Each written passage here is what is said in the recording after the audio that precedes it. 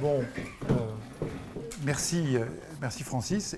Et donc je demande votre patience pendant une cinquantaine de minutes et ensuite pour la discussion. Donc le sujet, il est porté sous vos yeux. Si Dieu n'existe pas, tout est-il permis? Tel quel, si on répondait par l'affirmative, oui, en effet, si Dieu n'existe pas, tout est permis. Bon, on pourrait penser qu'on a affaire à une boutade provocatrice, hein, une forme de chantage théologique, hein, Dieu ou le chaos moral. C'est un peu gaulien, moi ou le chaos, Dieu ou le chaos moral. Donc vous avez intérêt à pencher du côté de Dieu, sinon vous êtes complice de tous les crimes. Bon. Ce chantage, évidemment, est inaudible de nos jours, parce qu'on a plutôt envie de dire, non, c'est le contraire. À chaque fois qu'on a voulu impliquer Dieu pour motiver les normes ou l'action morale, on a cautionné les plus grands dénis de droits de l'homme et de la femme, notamment. On a cautionné des crimes, divinité que de crimes on commet en ton nom. Et par conséquent, il ne faut surtout pas faire de Dieu le garant de l'existence d'obligations morales. Ça va à l'encontre d'une émancipation morale de l'humanité. Ça sous-entend une morale de l'hétéronomie. Bref, tout ce qu'il ne faut pas, sans compter le caractère arbitraire du choix divin en matière morale. Donc, l'histoire des civilisations semble apporter un démenti macabre à ce dicton. Hein. Donc, Dieu et la morale, pas lui, pas ça. C'est un peu la réaction qu'on pourrait avoir. Hein. Et puis, l'actualité récente a donné une odeur de poudre à cette connexion entre le devoir, l'obligation et puis Dieu. Et du coup, on pourrait appliquer un principe de précaution au fondement de la morale, de même qu'en sciences, l'Académie des sciences avait interdit les communications sur le mouvement perpétuel. On pourrait dire, écoutez, l'Académie des sciences morales doit interdire les questions sur le fondement divin de l'éthique. Les conséquences sont trop graves. Les vies sont en jeu, etc. Donc il vaut mieux que Dieu n'existe pas, ou que s'il existe, il n'ait rien à voir avec la morale.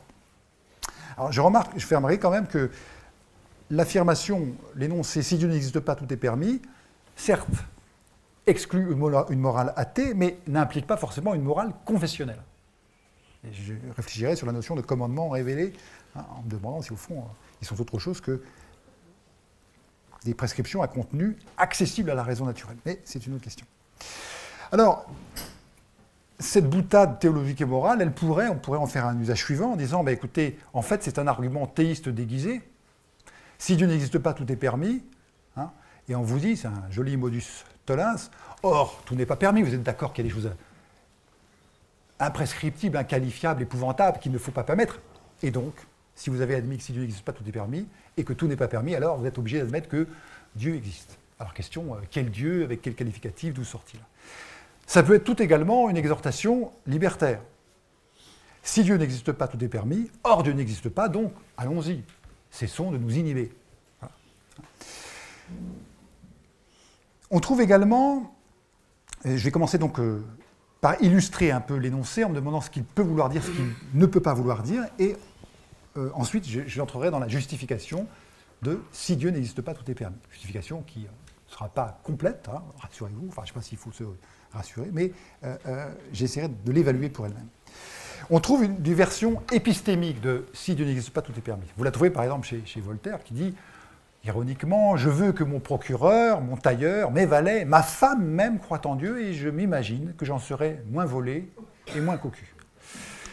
Est-ce que cette déclaration, qui a une grande pertinence anthropologique, hein, c'est d'utiliser Dieu comme autorité morale, comme une sorte de gendarme, et tenez-vous bien, parce que sinon, vous pourriez avoir affaire à ce père fouettard, vous pourriez avoir à regretter de m'avoir menti, trompé, d'avoir fait un devis trop élevé, etc. Bon. Mais au fond, cette déclaration, quelle que soit sa pertinence anthropologique, que je ne conteste pas, dit simplement, si les gens croient en Dieu, ils n'oseront pas tout se permettre. Il y aura une sorte de surmoi théologique, un père fouettard céleste qui est là, comme ciel qui risque de leur tomber sur la tête s'ils commettent des actes trop répréhensibles. Et le corollaire qu'Anti-Voltaire, c'est ben, si mes gens ne croient pas en Dieu, ils vont tout se permettre. Mais ça n'a pas grand-chose à voir, et je pense que c'est assez orthogonal avec la question si Dieu n'existe pas, tout est permis.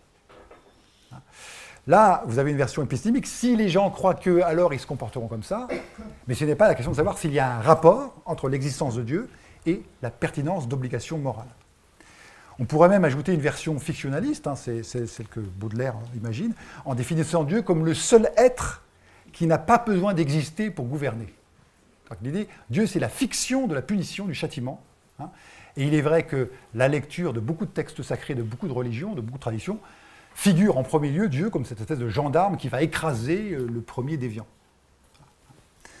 Alors, ce n'est pas de cette version épistémique du conditionnel « si Dieu n'existe pas, tout est-il permis » que je vais m'occuper.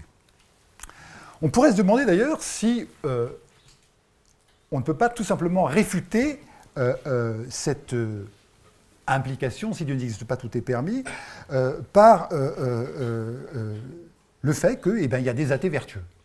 J'ai envie de dire Dieu merci, parce que sinon, vu que le nombre de croyants baisse tendanciellement, la moralité de l'humanité serait... Mais ce n'est pas la question. Alors, vous avez sous les yeux l'image d'une campagne des années 2008, je crois, ou 2006, dans laquelle eh bien, on vous dit, voilà, vous n'avez pas besoin de croire en Dieu pour être une personne morale ou éthique. Donc, croire en Dieu n'est pas une condition nécessaire pour être quelqu'un de bien. Quelqu'un qui ne se permet pas tout. Mais là, encore une fois, c'est uniquement la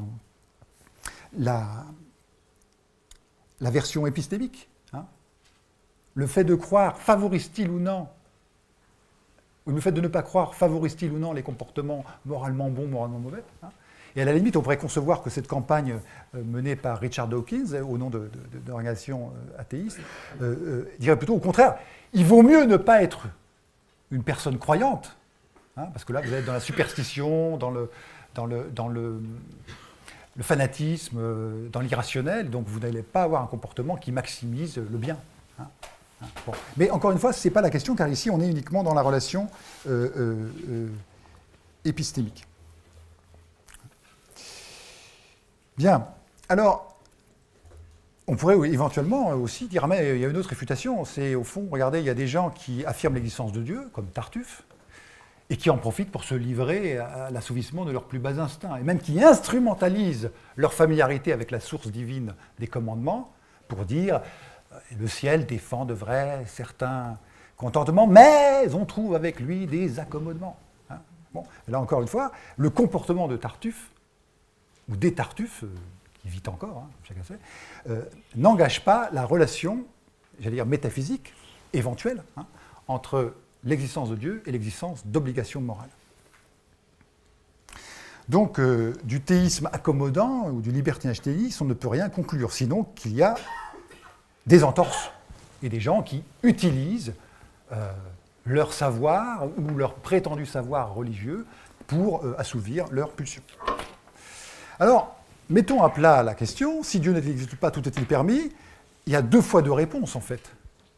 Selon qu'on est en mode théiste ou en mode athée, ou peut-être entre les deux, en mode agnostique. Si on répond oui, si Dieu n'existe pas, tout est permis, ça peut vouloir dire, en effet, Dieu n'existe pas, et donc, tout est permis, du fait que Dieu n'existe pas. Ou alors, Dieu existe, mais s'il n'existait pas, ou même s'il n'existait pas, s'il n'existait pas, tout serait permis. Alors, tout serait permis, du fait qu'il n'existerait pas. Et puis, vous pouvez aussi répondre non, nullement. Si Dieu n'existe pas, tout n'est pas permis. Je maintiens l'existence d'obligations morales, d'une distinction entre le permis et le défendu, en l'absence même de l'existence de Dieu. Et ça, en disant soit, même si Dieu n'existe pas, pour autant, tout ne serait pas permis, ou bien que Dieu n'existe pas, tout n'est pas permis. Alors, le problème que je pose ici, c'est quand même, mais c'est quoi ce « si Dieu n'existe pas, tout est permis » ? J'ai, dans les paraphrases que j'ai données de cet énoncé, des réponses possibles à la question, introduit des « alors », des « donc », des « pour autant », et toute la question, c'est de savoir quelle est la nature de ce « donc », de ce « pour autant ».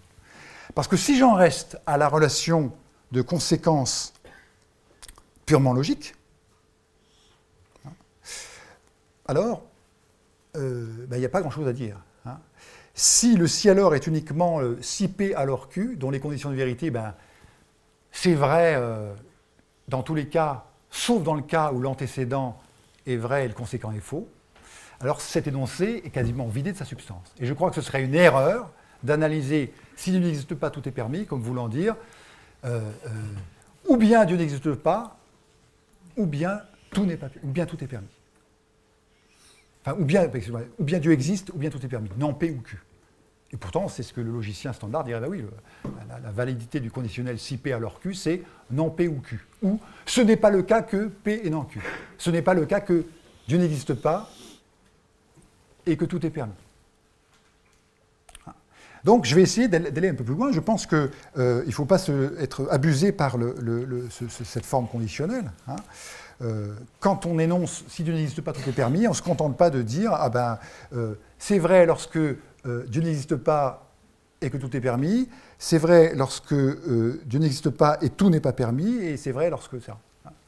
On dit autre chose, on va chercher, me semble-t-il, un lien de conséquence logique ou causale, et avec une nécessité qui n'est pas simplement celle de la combinaison de cas. Le conditionnel, je peux très bien dire « si 2 et 2 font 5 », alors je suis le roi de Prusse. Il n'y a aucun rapport, pourtant, c'est un conditionnel qui est valide, c'est donc une implication. L'implication étant un conditionnel valide. Si je dis si 2 et 3 font 5, si 2 et 2 font 5, 3 et 3 font 7, pourriez vous demander s'il n'y a pas un rapport entre les deux. Mais de toute façon, le conditionnel reste parfaitement valide. Si 2 et 2 font 5, si 2 et 2 font 4, pardon, 3 et 3 font 6, oui, là, ça marche. Par contre, si 2 et 2 font 5, 3 et 3 font 7, ça ne marche pas. Mais on a l'impression qu'on ne voit pas toujours le rapport n'est pas évident, surtout si on ajoute le fait que je sois ou non le roi de Prusse, etc. Donc, qu'est-ce qui se cache derrière ceci? Alors, on va repartir de ces 4 réponses possibles pour voir qu'elles ont une épaisseur anthropologique indéniable. La première, Dieu n'existe pas, alors détendez-vous. Hein, c'est l'idée que, voilà, il n'y a pas de... C'est donc cette fameuse campagne de Richard Dawkins. Hein. Le ciel est vide, donc n'allez pas vous soucier. Regardez le slogan. Dieu n'existe probablement pas, alors arrêtez de vous en faire et profitez de la vie. Alors, il y a une remarque à faire ici, de type anthropologique simplement. Il y a une curieuse corrélation entre l'existence de Dieu et puis l'idée de souci, d'ennui, de corvée, de malaise, de surveillance, de crainte du châtiment. Dieu est conçu, semble-t-il, ici, comme menace du plaisir, comme empêcheur de profiter de la vie. Je vois signaler que, quel que soit l'usage ou l'instrumentalisation répressive qu'ont pu faire des clergés, ou d'ailleurs, ce n'est pas réservé aux clergés d'instrumentaliser, des philosophes ou autres, hein, de la figure de Dieu, ou du divin, ou des dieux, il n'y a pas de lien conceptuellement évident entre les deux. Et même, si vous vous placez dans l'hypothèse d'un Dieu créateur, c'est quand même étrange de considérer que Dieu crée un monde dans lequel les êtres vivants puissent jouir de certaine vie, mais que tout ou la plupart des plaisirs de cette vie soient mauvais ou interdits. Donc je voudrais quand même, juste à titre préliminaire, comme ça, interroger cette corrélation, que quand Dieu n'existe pas, c'est un peu, quand le chat n'est pas là, les souris dansent, Dieu est un sorte de Ramina Grobis qui est prêt à croquer les moindres personnes qui n'entreraient pas dans ses vues. S'il a fait la vie, s'il est l'auteur des choses de vie, profiter de la vie n'est pas, semble-t-il, une insulte au Créateur. Au contraire, c'est peut-être une meilleure manière de lui rendre hommage. Alors après, qu'il y ait des plaisirs criminels, peut-être. Hein. Si ma jouissance est au détriment d'une personne, mineure entre autres, on peut se dire quand même, là, il y a des limites. Mais si la vie dont Dieu est l'auteur était un piège, alors Dieu ne serait pas digne de confiance et d'obéissance. Donc il n'est pas certain que l'inexistence de Dieu implique pas de souci. On pourrait même avoir une conception tragique de l'existence dans laquelle, si Dieu n'est pas là, alors là, c'est vraiment dur. Alors, dans cet ordre d'idée, vous avez le fameux télégramme attribué à André Gide, adressé à François Mauriac. « Enfer n'existe pas, peut te dissiper, prévient Claudel ». Donc il y a une sorte de solidarité entre écrivains attirés par les jeunes garçons. Là. Mais l'idée, c'est ça. Voilà. Mais c'est incroyable que l'existence de Dieu est identifiée ici à la conception du Dieu gendarme. Alors, il y a l'autre version, c'est Dieu existe, mais s'il n'existait pas. Et là, c'est le fameux discours, le dialogue entre Alexis et Dimitri, Alyosha et Dimitri Karamazov. Que faire si Dieu n'existait pas? Je pense que Dieu existe, mais que faire si Dieu n'existe pas? Si Rakitin avait raison lorsqu'il dit qu'il s'agit d'une idée créée par les hommes. alors, et là il développe ce qui semble-t-il est pour lui les conséquences, si Dieu n'existe pas, l'homme est le roi de la terre, de l'univers. Magnifique. Mais comment pourra-t-il être vertueux sans Dieu? Je me le demande. Mais qu'est-ce que la vertu? Réponds-moi, Alexei. Pour moi, c'est une chose, pour un Chinois, une autre. Donc, il s'agit d'une chose relative. Alors, si c'est comme ça, tout est permis. Vous voyez, il y a plus d'épaisseur dans le dicton « si Dieu n'existe pas, tout est permis » que ce raccourci fait de Dostoïevski. D'ailleurs, quiconque a lu Dostoïevski, je sais que, généralement, on s'en tire pas avec une demi-phrase. Bon. Alors, essayons de restituer, on ne fait pas ici l'exégèse, je ne prétends pas donner l'interprétation, mais je cueille dans l'énoncé de Dimitri Karamazov un certain nombre de choses qui me paraissent intéressantes et qui sont les étapes de son raisonnement. Si Dieu n'existe pas, l'homme est seul maître à bord. Peut-être. Mais ça suppose qu'il y ait une autorité morale quelque part, que si Dieu ne l'a pas, elle doit être transférée à quelqu'un d'autre. On pourrait dire non, si Dieu n'existe pas, c'est de toute façon l'anarchie. D'ailleurs, même avec Dieu, on peut concevoir un Dieu épicurien qui ne s'occupe pas des affaires humaines, c'est l'anarchie. Il n'y a pas de principe de l'ordre. Deuxième inférence, si l'homme est seul maître à bord, c'est lui qui définit la vertu. La vertu, ici, je pense, c'est à prendre au sens de la définition de ce qui est bon. Ce n'est pas le comportement vertueux. C'est celui qui définit la norme morale. Bon, là, encore, on suppose que l'homme peut fonctionner comme autorité morale. Mais, à la limite, de quel droit, hein? Qui l'a fait juge, hein? C'est peut-être justement cette réclamation d'autonomie. Troisième inférence, la définition de la vertu est relative. Aux Chinois, aux Russes, etc. Donc, les aires géographiques ou les aires civilisationnelles introduisent un bouger dans la définition de la vertu. Alors, là, il faudrait distinguer le fait que, c'est un peu le 3 et 4, si vous voulez, le fait qu'il y ait un défaut d'unanimité, est-il un argument suffisant pour dire qu'il n'y a pas d'obligation morale? Il se pourrait très bien qu'il y ait une obligation morale pour ne pas tuer, et que les hommes se soient assis dessus, pour dire les choses vulgairement. Hein. Le fait qu'il n'y ait pas unanimité sur, je sais pas, les questions aussi importantes que la peine capitale, etc., ne signifie pas qu'il y a ou pas un interdit de meurtre. Encore une fois, ne nous laissons pas piéger par les aspects épistémiques, puisque ce que j'interroge, c'est est-ce qu'il y a un rapport entre l'existence présumée de Dieu et l'existence non moins présomptive d'obligations morales objectives et universelles. La phase suivante, alors, s'il n'y a pas d'obligation universelle, tout est permis. Alors on pourrait imaginer une défense du pluralisme éthique, en disant, si, il y a une obligation qui est de se conformer aux usages locaux. La paix civile, l'ordre social fait que, voilà, quelles que soient vos convictions, vous jouez le jeu de la démocratie, pour autant que vous soyez en démocratie, et vous privilégiez l'accord avec les normes sociales sanctionnées par la loi, hein, et vous poursuivez votre combat pour la libération des phoques, je ne sais pas quoi, mais tant que le massacre des phoques est autorisé ou plafonné à temps, vous avez vos convictions morales, mais vous respectez le fonctionnement démocratique. Hein. Donc la seule obligation universelle, ce serait l'obligation de se soumettre à la loi du collectif, si j'ose dire, hein, à la volonté générale, pour parler avec Rousseau. Donc on aurait ici une justification de si Dieu n'existe pas, tout est permis. Vous voyez, elle passe quand même par un certain nombre de présuppositions, la question d'une autorité morale, la question de qui l'exerce, la question du pluralisme éthique.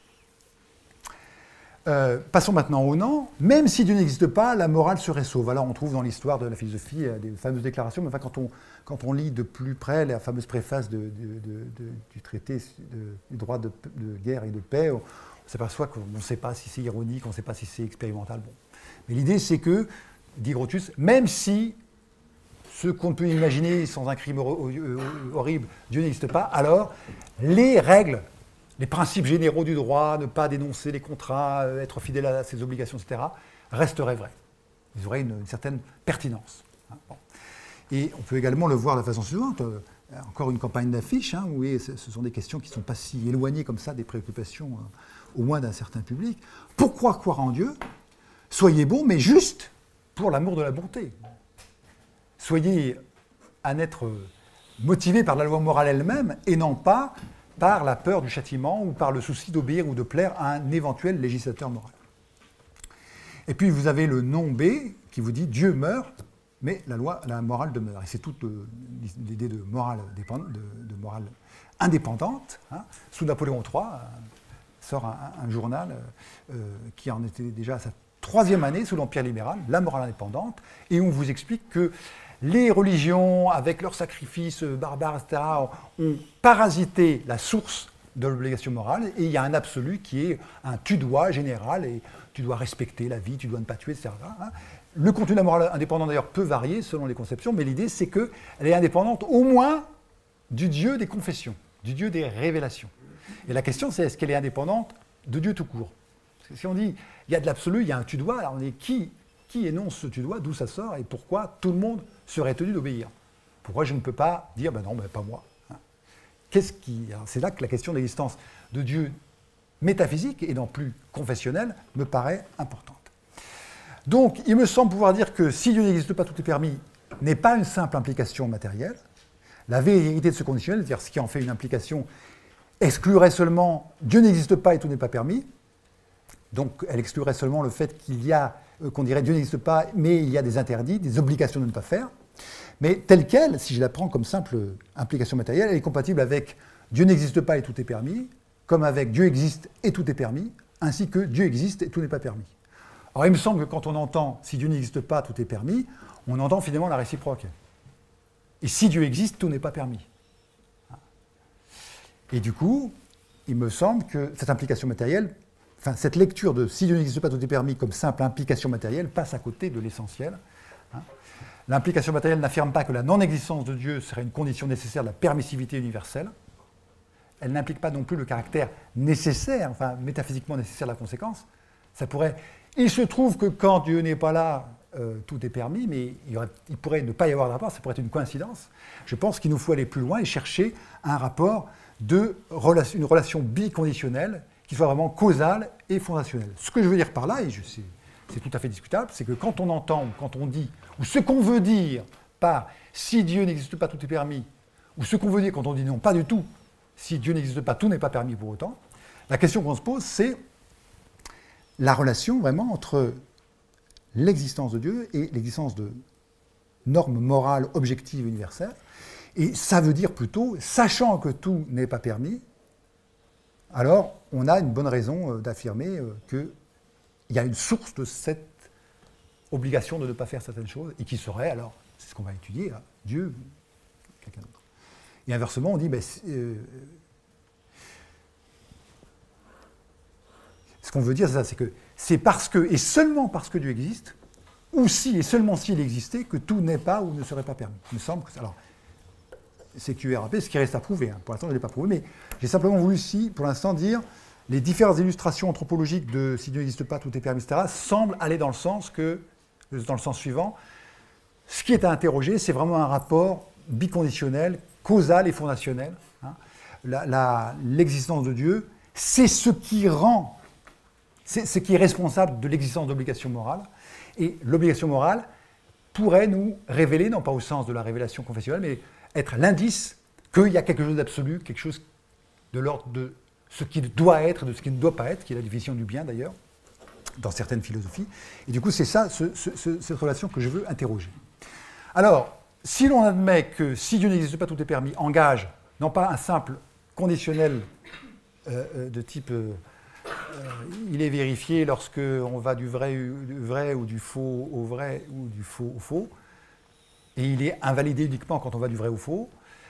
Si c'est autre chose, si c'est vraiment cette relation si et seulement si et parce que, alors il y a une solution triviale qui consisterait à dire, ben oui justement, presque nominale, j'appelle Dieu ce dont l'existence, et seulement elle, fait ou ferait que tout n'est pas permis. Alors j'insiste sur ce fait ou ferait parce qu'au fond, en m'intéressant sur le rapport entre existence de Dieu et existence d'obligation morale, je ne me prononce ni sur l'une ni sur l'autre. Je m'intéresse à la relation entre les deux. Bon. Alors, la proposition serait qu'effectivement, Dieu serait l'unique législateur moral possible. Il n'y aurait pas d'autre source possible d'une justification de normes morales. Prenez une norme simple, on ne tue pas, on ne détruit pas la vie d'autrui sans nécessité, donc hors légitime défense par exemple. Et ça, pris sur le plan moral, non pas sur le plan des législations juridiques. Hein. Est-ce que c'est oui ou non une vérité morale? Et supposons que ça marche, il y a trois difficultés. La première, c'est, mais au fond, pourquoi cherchez-vous à fonder l'obligation morale? pourrait dire tout n'est pas permis, ou l'interdit du meurtre, ou de l'inceste, ou que sais-je encore. C'est un fait pur et simple. Et si vous voulez l'étayer par un commandement divin, une morale théologique, alors là, vous allez le polluer. Vous allez commettre non plus un sophiste naturaliste, ce sophisme qui consiste à définir le bien ou le devoir par des descriptions de faits naturels, ne pas supprimer l'existence, ça c'est un fait physiquement descriptible, et c'est bien, c'est mal, hein, ne se réduit pas à supprimer l'existence physique, ou détruire une existence physique. Et là, on pourrait dire, c'est un sophisme surnaturaliste, vous réduisez le bien et le mal à quelque chose qui vient d'un être surnaturel. On pourrait dire, non, on est très bien comme ça, et c'est un peu ce que je disais au début de cette séance, on est très bien sans mêler Dieu à tout cela. Le deuxième problème, c'est le passage d'une existence à une obligation. Admettons qu'il faille fonder ou sourcer l'obligation morale, on retrouve le fameux is-ought problem, qui fait que, comment à partir d'une existence, l'existence de Dieu, supposons que ce soit un état de choses, ou un état de fait, Dieu existe, comment vous pouvez déduire une norme d'action, Dieu existe, ou quelque chose existe, donc il faut. Comment vous pouvez passer du descriptif au prescriptif. Et puis, il y a le troisième problème, c'est le risque de l'arbitraire divin. Au fond, supposer les deux premières difficultés enjambées, on peut dire, oui, si Dieu commande n'importe quoi, s'il change d'avis, hein, et c'est toute la problématique, alors là, qui est bien plus philosophie de la religion que ce que je fais aujourd'hui, de ce qu'on appelle la Divine Command Ethics, l'éthique des commandements divins, dans laquelle il y a des discussions importantes, j'en parlerai un tout petit peu vers la fin. Alors je vais essayer de donner une chance à cette relation d'implication réciproque, causale et fondationnelle entre l'existence de Dieu et l'existence d'obligations morales. Je vais essayer de définir, à gros traits, le cahier des charges de « tout n'est pas permis ». Puisque je vais traiter le conditionnel comme voulant dire finalement, si Dieu existe, tout n'est pas permis, et si Dieu n'existe pas, tout est permis. Alors, il y aurait une version faible de tout n'est pas permis, qui serait de dire, écoutez, ouvrez les yeux, ouais. On voit bien que dans toute société, même la plus organisée, il y a un barème pénal, et puis il y a des intuitions, ça ne se fait pas, on ne le fait pas, on ne l'a jamais fait, il ne faudra jamais le faire, c'est révisable, mais enfin, en tout cas, voilà. Évidemment, c'est une version faible, parce que le fait que dans toute société, il y ait des interdits, ne suffit pas à dire que tout n'est pas permis. La version forte, mais elle est évidemment beaucoup plus exigeante, c'est qu'il faudrait qu'il y ait des interdits valables pour toute société.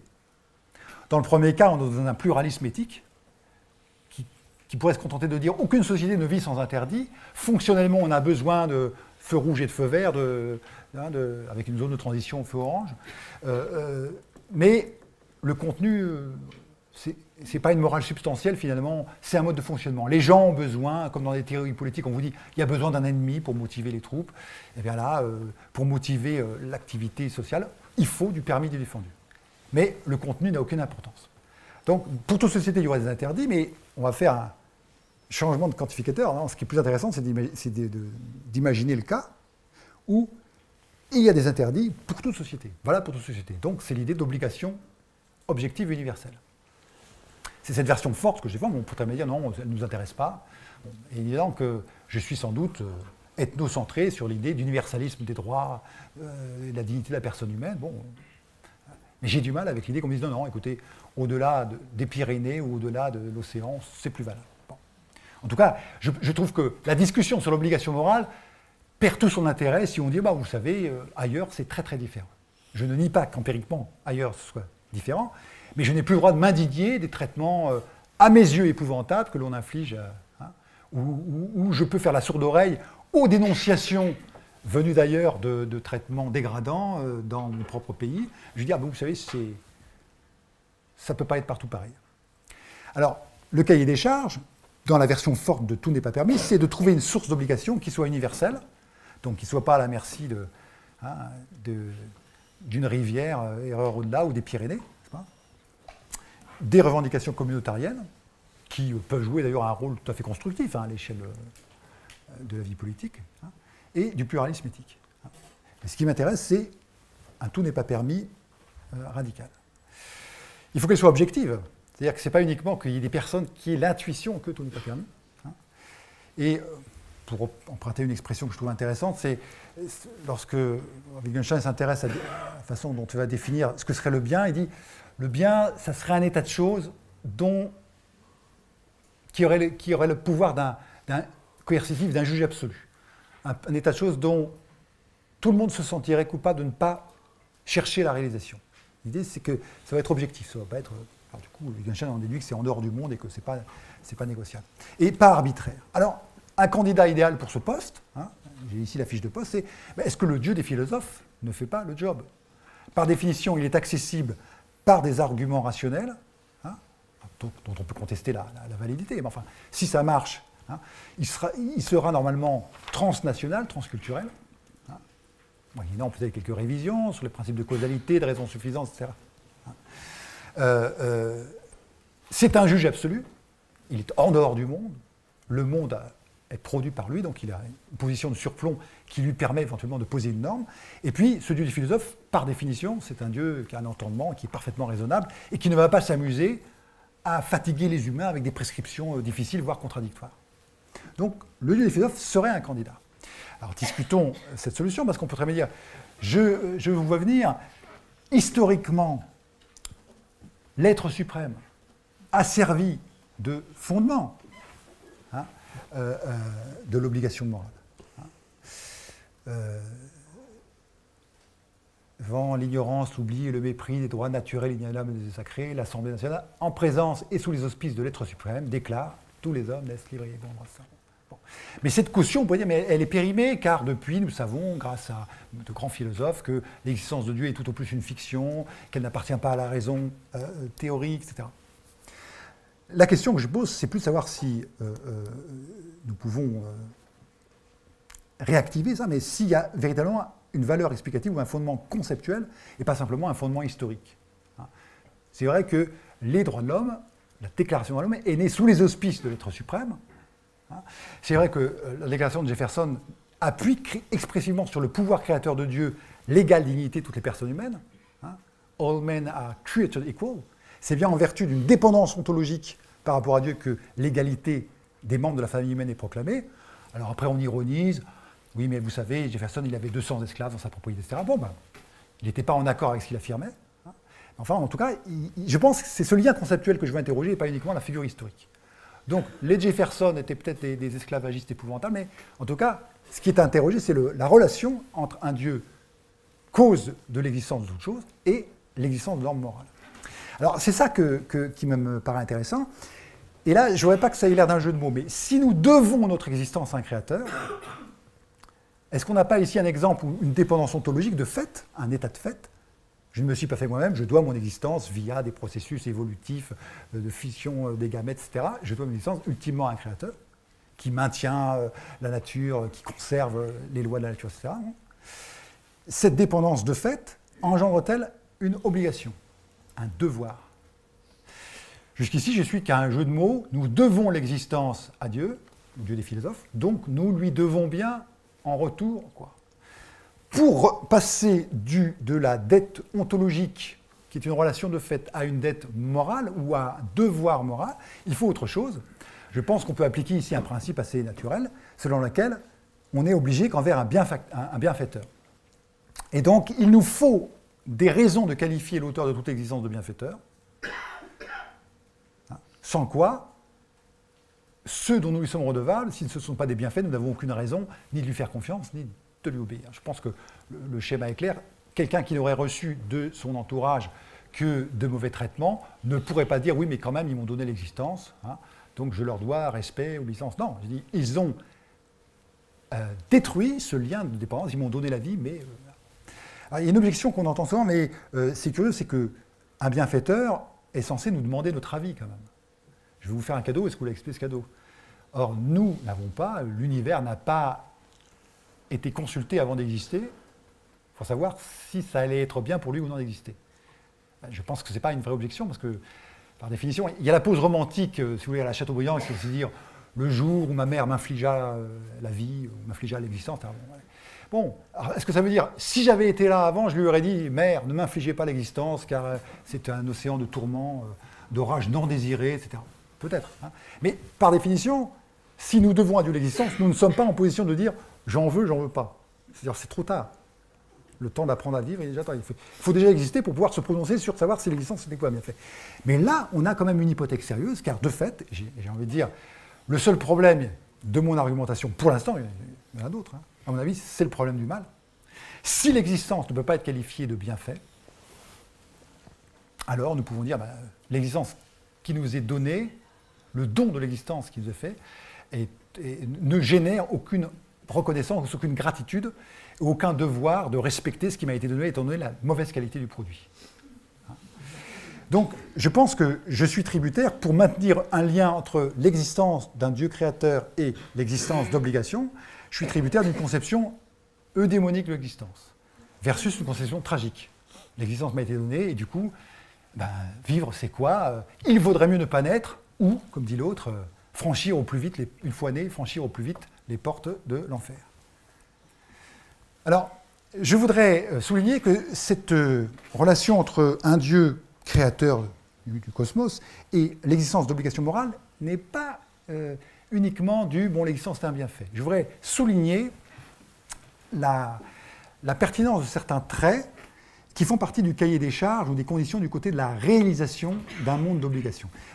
Nous avons l'impression que la responsabilité morale, l'acte libre, c'est quelque chose qui va de soi. Je pense qu'on n'est pas assez attentif aux conditions qui doivent être satisfaites pour qu'une vie morale soit possible. Pour qu'une vie morale soit possible, pour qu'une responsabilité morale de mes actions soit possible, il faut déjà une rationalité de l'action, une prévisibilité courante des effets d'une action. Il faut que quand je veux faire du mal ou du bien à quelqu'un, mes intentions, toutes les conditions de la connexion entre l'intention que je forme, les gestes que je vais faire, le poison ou le remède que je vais servir à quelqu'un, il faut que ça soit régulier, il faut que les propriétés de l'arsenic restent les mêmes, et moyennant d'autres, parce qu'une petite dose d'arsenic peut être un médicament, une forte dose est un poison. Il faut que toutes les lois de la nature soient maintenues. Or, nous aurions une raison de dire, l'existence de Dieu est ici encore, indépendamment de l'existence qu'il me donne, une condition de la moralité des actes et de l'existence même d'obligations morales, parce que s'il n'y a pas de régularité dans la nature, s'il n'y a pas de chaîne causale identifiable, on peut compter sur rien. Je pourrais avoir des projets philanthropiques extraordinaires ou des projets machiavéliques de destruction de tous mes prochains. Si je ne pouvais pas compter sur la fiabilité, la réidentification de chaînes causales régulières, alors je n'aurais pas de vie morale. Je passerais mon temps à imaginer la destruction d'autrui ou au contraire mon dévouement à autrui, mais je n'aurais aucun moyen d'intervenir de façon responsable. Alors non seulement il faut une rationalité de l'action et un certain déterminisme dans les chaînes causales, entre les propriétés des éléments, une conservation de ces propriétés. Si l'arsenic, tous les 2 jours, change de propriété, alors il faut que je planifie mon opération chirurgicale ou ma tentative d'empoisonnement du tyran de façon... ça devient très compliqué. Il faut aussi, alors pas simplement une rationalité d'action, mais aussi que la possibilité de réponse ne soit pas systématiquement déterminée par des actes réflexes. Il faut aussi une contingence de l'action. Donc un dosage assez étonnant entre l'insertion de changement, une possibilité d'agir autrement, si on n'est pas compatibiliste, dans cette trame de choses prévisibles. Donc il faut un mélange, un sacré mélange, si j'ose dire, de prédictibilité et d'initiative reconnue à un agent libre. On pourrait rajouter d'autres conditions. Ce n'est pas quelconque de se dire que la liberté dont, par hypothèse, nous bénéficions, pour que la notion d'obligation morale ait un sens, elle s'exerce diachroniquement. Je ne suis pas libre. Je ne joue pas tout sur une décision morale. Je peux m'améliorer en devenant de plus en plus serviable vis-à-vis de mes étudiants ou au contraire de plus en plus égoïste et méprisant. Et du coup, cette diachronisation des libertés, elle est intéressante. Aussi le fait qu'elle passe par un corps. Nos relations morales ne sont pas uniquement des intentions, je vous veux du bien, je vous veux du mal, je veux me venger, je vous pardonne, non. J'exige de vous la vérité, je ne vous crois pas. Non, ça passe par une expression, donc un registre extrêmement riche qui rend la vie morale intéressante, avec toutes ces nuances. Quelle est la différence, la limite entre un sourire de commisération et un sourire de vraie compassion, etc. La richesse de la palette des actes moralement qualifiables est rendue possible grâce à ça. Or, on peut se dire, au fond, Nous avons là des arguments supplémentaires qui ne sont pas déductifs, mais de reconnaître en un Dieu qui crée un monde dans lequel il y a des lois, mais aussi une possibilité d'initiative, aussi une possibilité d'expression de nos intentions par un registre corporel, moyennant un rayon d'action qui est variable. Le nourrisson n'a pas un grand rayon d'action, sauf via des faire-part de naissance, peut-être, je ne sais pas. Mais ensuite, j'augmente mon rayon d'action, y compris avec des moyens techniques, et les conséquences de mes intentions morales vont s'étendre. Un message que j'envoie au bout du monde, une réponse que je fais. Hein. Cette variabilité est aussi une source, une richesse, et alors bon, quelles en sont les conditions, et si elles ne sont pas quelconques, ça, j'allais dire, ça va corroborer l'idée qu'il y a un lien entre l'existence de Dieu et si vous me dites, mais ça va de soi qu'il y ait des esprits libres, mais qui coopèrent avec un corps, voilà, bon, ben, l'explication de l'obligation morale par Dieu tombe. Si vous dites, ah oui, c'est pas quelconque, vous avez un argument supplémentaire pour l'existence de Dieu. Et puis alors, évidemment, pour que le monde moral soit habitable de façon cohérente, il faut un accès à cette source d'obligation universelle. Alors c'est quoi? Ce qu'on appelle la conscience morale. Alors certains auteurs disent que l'existence d'une conscience morale n'est pas du tout une preuve de l'existence d'un législateur moral. Hein. C'est la question que je pose. Hein. Ce qui est intéressant en faisant cette remarque, c'est que vous pouvez très bien avoir une conscience morale sans identifier la condition métaphysique. Donc vous pouvez très bien, ça rend possible l'athée vertueux qui dit moi j'ai ma conscience, ça me suffit, pas besoin de Dieu. Hein. On va revenir sur cette discussion. Alors justement, jusqu'ici j'ai essayé de vanter les mérites de l'hypothèse théiste comme corroborant et corroboré par l'existence d'obligations morales. Et alors, je vais le contraster avec l'hypothèse athéiste, mais prise au sérieux. Parce que souvent, l'athéisme dont on parle est un anticléricalisme qui met le doigt sur les instrumentalisations coupables et criminelles du religieux au profit de projets politiques ou de domination ou d'assouvissement de jouissance personnelle, ce qui est évidemment déplorable. Hein. Mais on oublie que si je suis un athée rigoureux, hein, alors je vais au moins imaginer qu'il n'existe que la nature ou des forces naturelles sans volonté, sans intention supérieure, sans vocation à réaliser ce qui est bien, sans qu'il y ait un bien défini comme ce qu'il doit y avoir, ce dont on va poursuivre l'objectif. Je dirais, il n'y a que des faits. Et alors, notamment, si vraiment je vais jusqu'au bout, si je dis il n'existe que des objets ultimement immuables, éternels et indépendants, hein, eh bien, qu'est-ce que je vais pouvoir devoir à quiconque? Je ne dois dire merci à personne, je ne dois cette situation à rien, s'il se trouve que par hasard, ces conditions d'existence, a priori d'ailleurs il n'y a même pas de régularité, de loi de la nature, c'est un chaos total, ces conditions d'existence, je ne les dois à personne, et si par hasard elles donnaient lieu au fait que quelqu'un a l'impression qu'il faut faire ceci, on peut dire mais c'est pas fondé. Vous avez des intuitions morales, mais ouvrez les yeux, il n'existe que les atomes et le vide, pour faire rapide, hein, et du coup, bon, vous pouvez considérer que votre morale, c'est de conserver votre configuration atomique pour maximiser votre plaisir ou le partager avec d'autres en ayant une diététique des plaisirs qui vous maintiennent en vie. Mais ça, ce n'est pas de la morale, c'est de l'intérêt bien compris. Hein. Donc, je nous invite à prendre au sérieux l'hypothèse athéiste, hein, qui ne peut pas forcément se prévaloir d'une justification de l'obligation morale.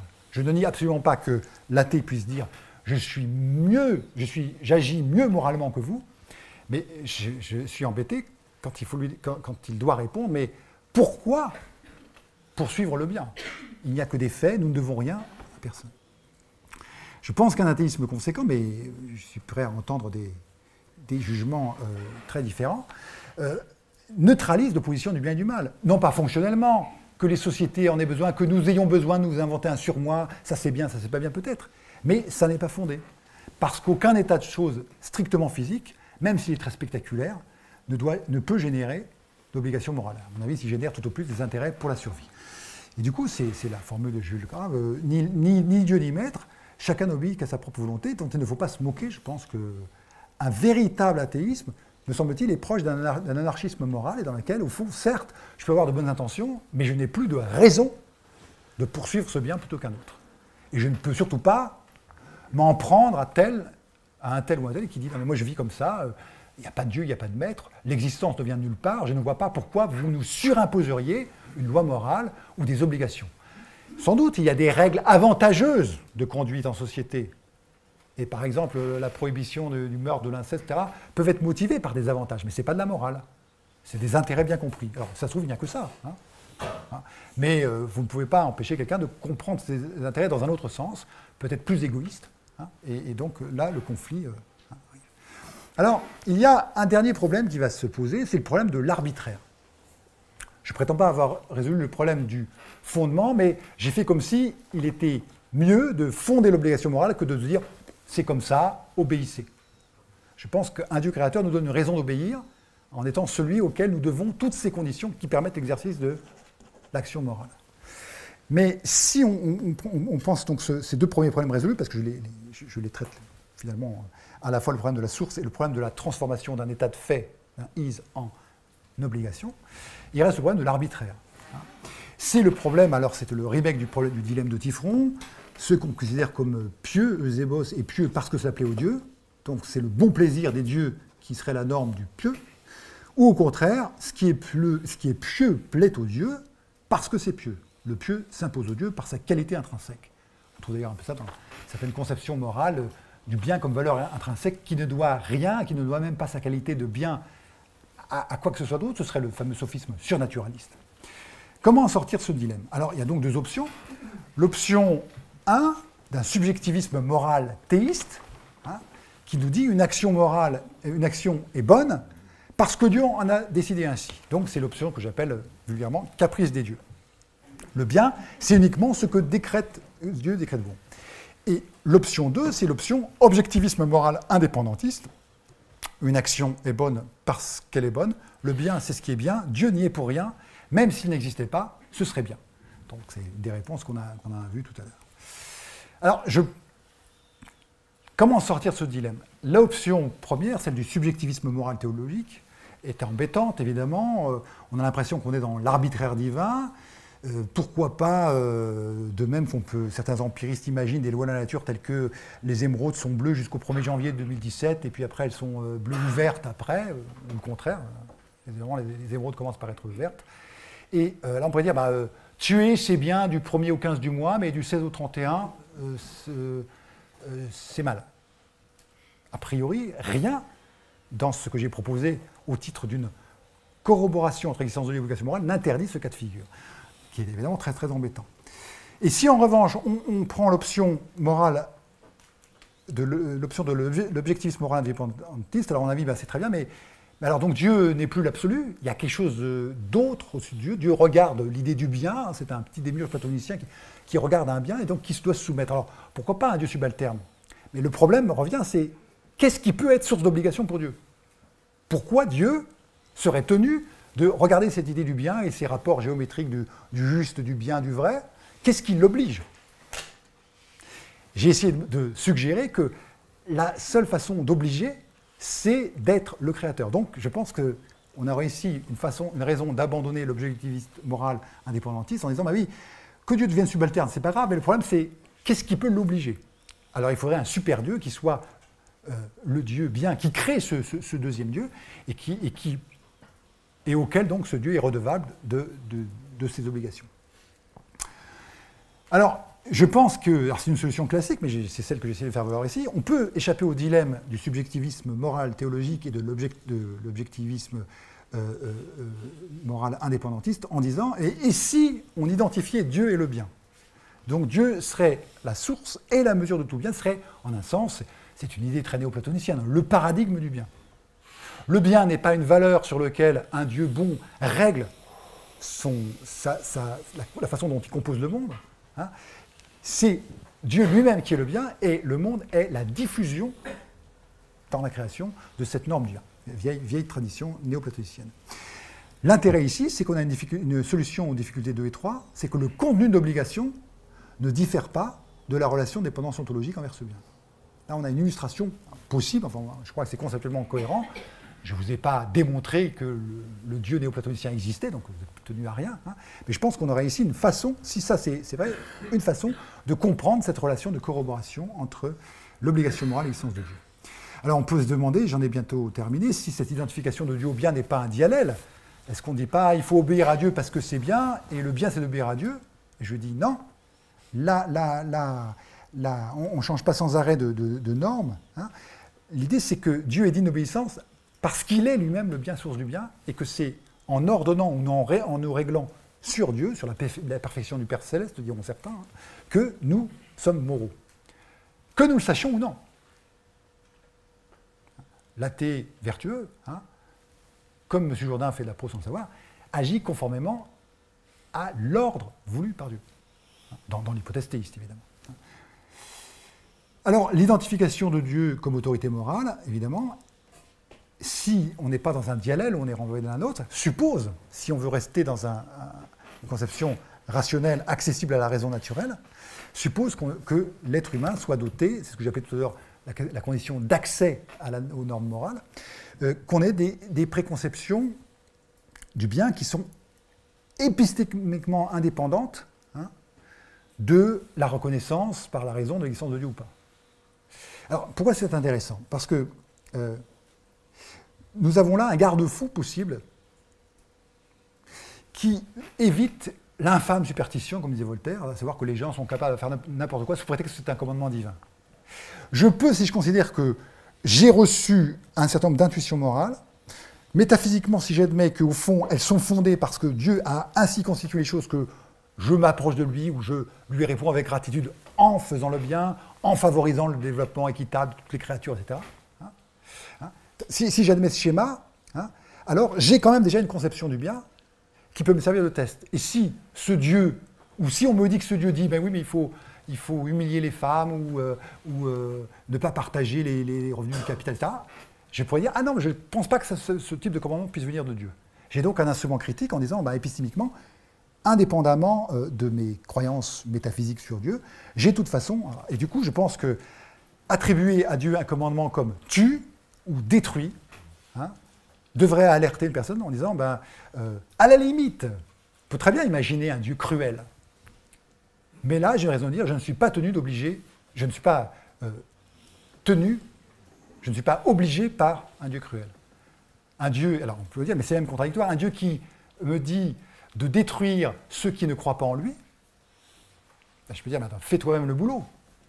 Non mais je suis très sérieux. Pourquoi tu crées un monde? Pourquoi vas-tu t'amuser à ce que certains soient dans l'erreur, dans les ténèbres, hein, et que de bonne foi ils ignorent telle ou telle révélation?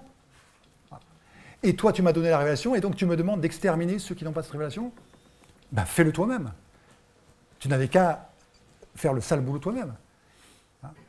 Et j'ai dit que l'idée, c'est qu'on a un critère rationnel. Alors, je ne prétends pas convertir tout le monde à ce rationalisme-là, mais justement, ce n'est pas de conversion, il s'agit d'exercer le dénominateur commun de toute existence humaine, la possibilité d'argumenter, de justifier, hein, et qui est de dire, ben voilà, un Dieu qui dirait détruis les créatures, détruis celles qui ne suivent pas la voie droite, hein, à mon avis, est tout à fait contestable. En tout cas, j'estime que je suis fondé à ne pas obéir à un Dieu qui me dit tue. Alors on va dire, mais vous allez à l'encontre de tous les récits sanguinolents, de toutes les traditions. Généralement on dit ah, c'est le judéo-christianisme qui a les mains pleines de sang. Mais non, si vous regardez la Bhagavad Gita, c'est pareil, ou dans bien d'autres religions, oui, il y a des sacrifices sanglants, il y a un Dieu qui massacre, etc. Mais alors, sommes-nous condamnés au fondamentalisme? Sommes-nous condamnés à prendre au pied de la lettre tous ces récits? Est-ce qu'on ne peut pas se dire, attends, quand il s'agit de massacrer les ennemis, est-ce qu'il ne s'agit pas de massacrer, au contraire, toutes les tendances d'égoïsme, toutes les pulsions destructrices, etc. C'est tout ça. Hein. Donc ne soyons pas... Ça me paraîtrait une bien mauvaise manière que de dire, ah ben vous savez, les religions sont toutes, ou quasiment toutes unanimes, Dieu exige des sacrifices, Dieu accepte la destruction d'une partie de ses créatures. Alors ça pose évidemment des problèmes d'exégèse, d'interprétation de beaucoup de textes, mais que pédagogiquement, on pourrait très bien imaginer un Dieu qui se révèle à travers le destin de tel ou tel peuple, et les lois sont telles que les gens écrivent, font dire à Dieu qu'il faut lapider les femmes adultères, par exemple. Hein. Mais est-ce que je pense qu'un Dieu qui dit « je crée des êtres humains avec des pulsions sexuelles, avec des préférences, avec des jalousies, là, mais lapider ceux qui font... » qu'il fasse tomber lui-même le châtiment du ciel. En un sens, les anciens Romains avaient plus de sagesse. si Jupiter n'est pas content, qu'il exécute lui-même son mécontentement, hein, plutôt que d'instrumentaliser. Bon, je vais m'arrêter là en disant qu'évidemment, parmi les présupposés, les nombreux présupposés qui m'ont permis d'alimenter cette corroboration entre existence de Dieu et existence d'obligation morale, il y a l'idée d'une cohérence, et que Dieu ne veut pas d'un côté nous donner une intuition morale et la retirer de l'autre. Et je conclus avec ce beau mot de Diderot. Lorsque Dieu, de qui nous tenons la raison, en exige le sacrifice, c'est un faiseur de tours de gypsière qui escamote d'une main ce qu'il a donné de l'autre. Merci de votre patience.